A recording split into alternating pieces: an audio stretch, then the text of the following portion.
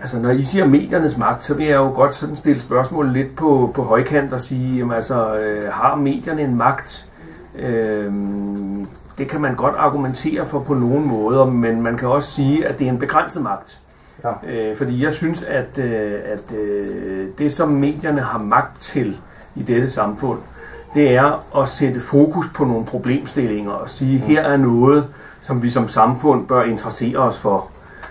Og rejse en debat om, eller se på, om det fungerer, som det skal, eller på anden måde, sådan tage aktion. Men det er jo ikke medierne, der beslutter, om hvad man skal gøre.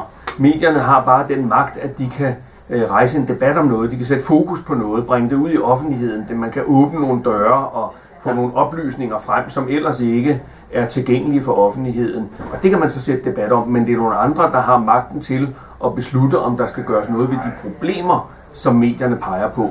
Så jeg vil sige, at medierne har en magt, jo, men det er en begrænset magt, fordi i vores samfund i Danmark, som jo er et demokrati, der har medierne kun magten til at sætte fokus på problemerne, men det er politikerne, for eksempel når det gælder de offentlige anliggender, som har magten til at gøre noget ved det, og beslutte og se, er der flertal for at gøre det, eller skal vi lave en lovændring, eller skal vi lave nogle nye regler eller noget.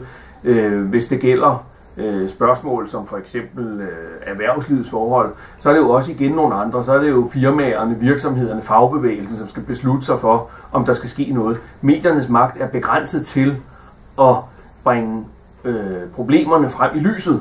Og det kan man sige, det er en stor magt, jo, men det er ikke medierne, der beslutter, hvad der skal gøres.